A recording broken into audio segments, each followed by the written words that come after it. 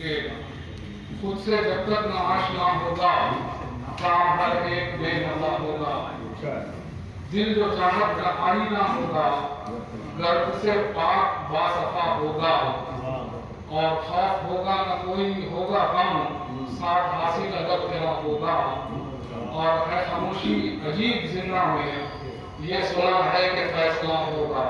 اور مطلب انہوں نے کہا کہ چاہتے ہو فلاح اگر انور نفس کو اپنے مارنا ہوگا، چاہتے ہو فلاح اگر انور نفس کو اپنے مارنا ہوگا۔ اب ایک خوش فکر نوجوان شاعر محترم عبید تابی صاحب خاندان مہاراشٹر سے جن کا تعلق ہے، ان کی غزل کے اشعار پڑھ رہا ہوں کہ اس قدر مجھ میں ضم ہوا ہوگا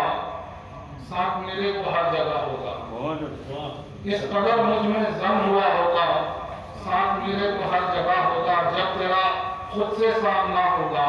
تب خدا سے تو آشنا ہوگا۔ اور یہ گرا انہوں نے باندھی کے آگہی کے دریچے راہ ہوں گے، آگہی کے دریچے راہ ہوں گے، آج شاعر غزل سرا ہوگا،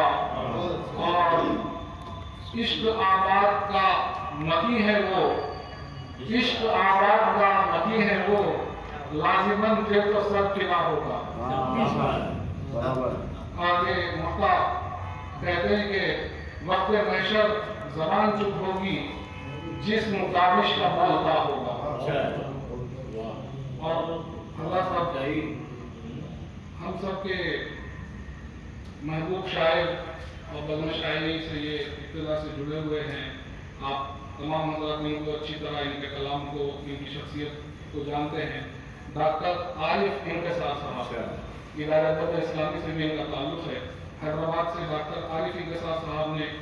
یہ غزل بھیجی، اور مطلب انہوں نے کہا کہ اس کو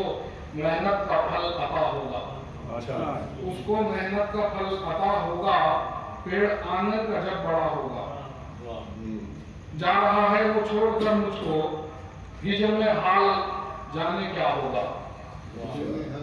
غیر کا اعتبار کیا کیجئے آشنا پھر بھی آشنا ہوگا، دور ہو جائیں درد و غم مجھ سے کیا کبھی ایسا معجزہ ہوگا، دور ہو جائیں درد و غم مجھ سے کیا کبھی ایسا معجزہ ہوگا۔ مقطع کہا انہوں نے کہ انکسار آئے گا قیام اس کا،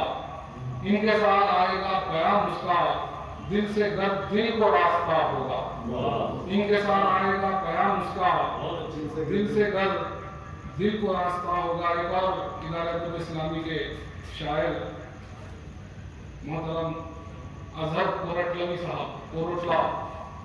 کے رہنے والے ہیں، انہوں نے مرسلہ غزل بھیجی، مطلب انہوں نے کہا کہ علم حاصل جو کر رہا ہوگا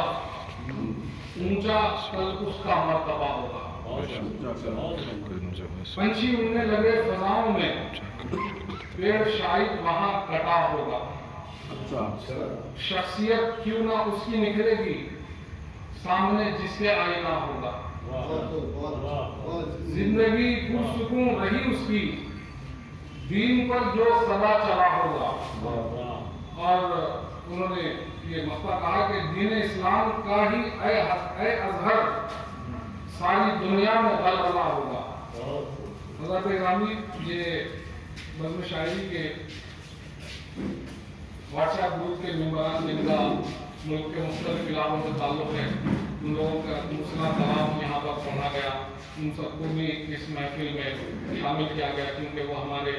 گروپ کا حصہ ہیں۔ آئیے اب میں